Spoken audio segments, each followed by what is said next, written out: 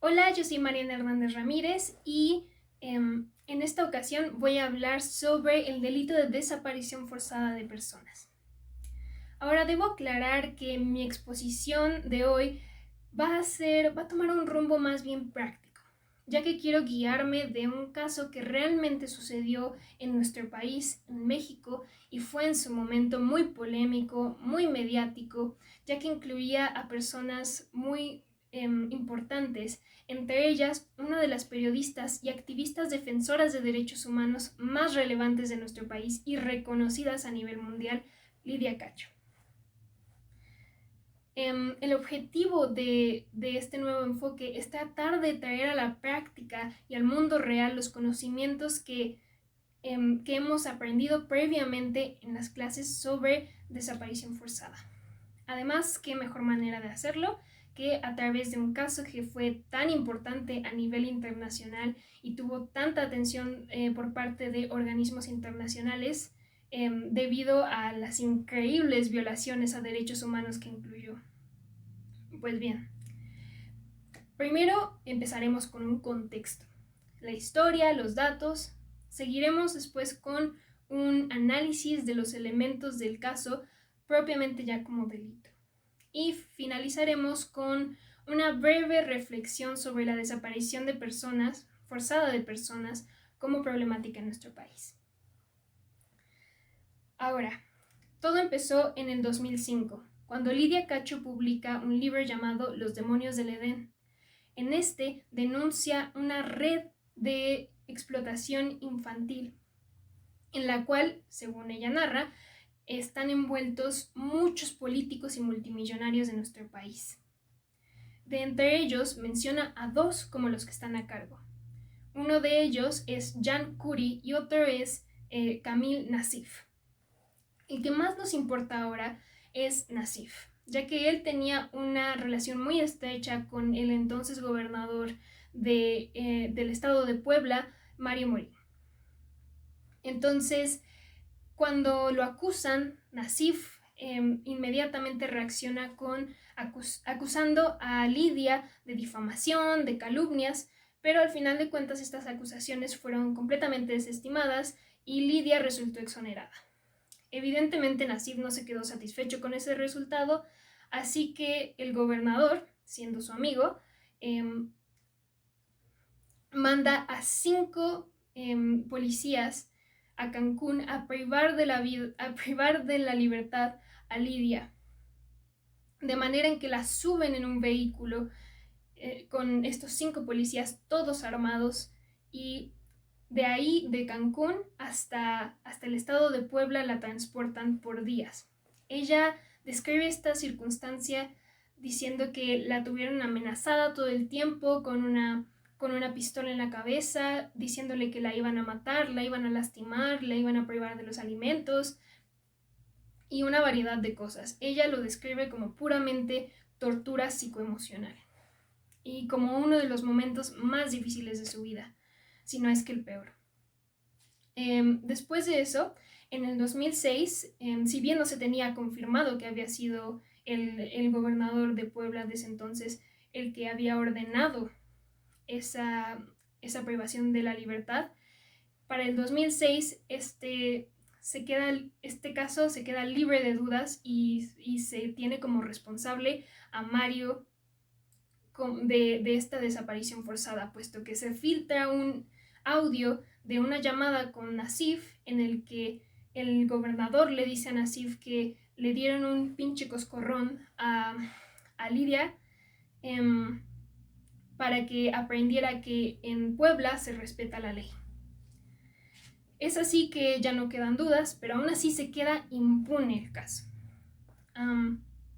Para el 2018, ya muchos años después, el Comité de Derechos Humanos de las Naciones Unidas saca una resolución, una sentencia en la que básicamente dice que efectivamente Lidia fue víctima de una privación ilegítima, ilegal de la libertad, así como de una serie de agresiones, de tortura, y, eh, y urge al Estado mexicano a atender esta situación y a que se juzguen a los responsables y se les castigue con la pena correspondiente. Es así que para el 2019 se expiden las órdenes de aprehensión de Mario y de Nassif. Sin embargo, Nassif hasta la fecha sigue prófugo. Justo después de eso, resulta que se meten a la casa de Lidia y roban información sobre el caso, así como, y además de matar a sus perros. No se sabe exactamente quién fue, pero podemos suponer que fue alguien bajo las órdenes de Nassif o de Mario.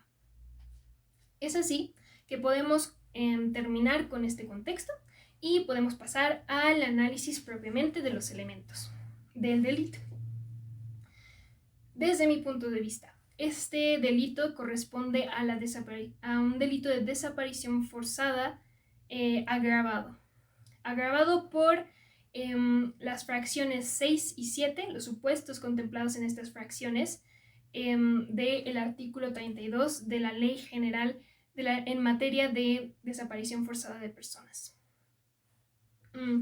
Ahora, ¿por qué encaja en este tipo? Bueno, principalmente porque hay un sujeto activo calificado, o sea, un servidor público, en este caso el exgobernador de Puebla.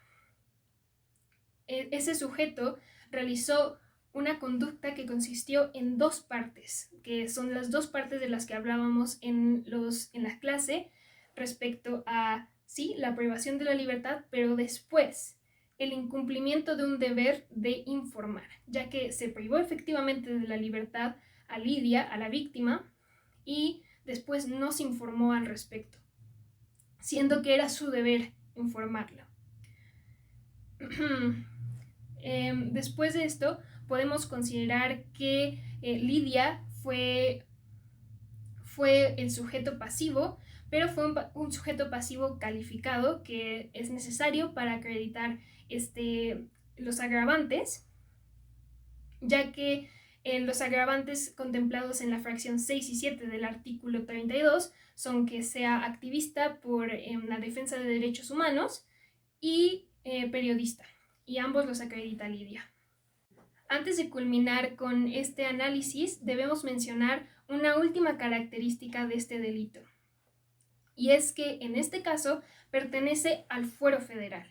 Esto lo sabemos debido a que en el artículo 24 de la ley en esta materia de desaparición forzada de personas, podemos ver que habla de que se trata de fuero federal cuando se relaciona con la delincuencia organizada, lo cual cumple porque estamos hablando de una red de explotación sexual infantil.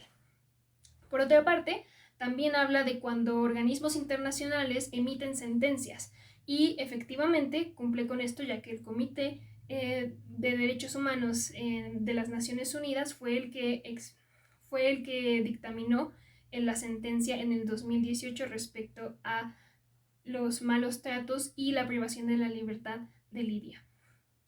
Es así que podemos culminar con una reflexión, y es que este es uno de los grandes problemas en México, ya que ser activista de los derechos humanos o ser periodista termina siendo una actividad de alto riesgo y no tendría por qué serlo. No tendría que serlo, ya que se están coartando una serie de derechos.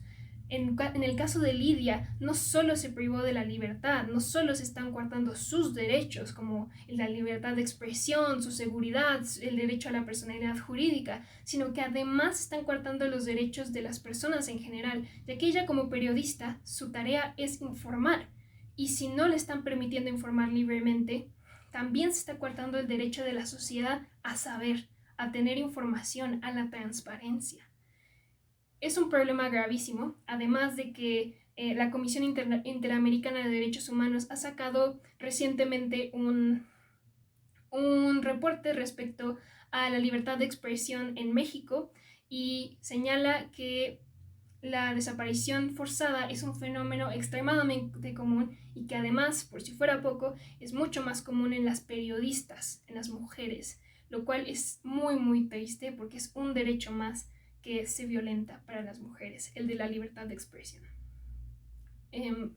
Es una gran problemática y la verdad es que me parece muy interesante y muy importante reflexionar sobre ella. Muchas gracias.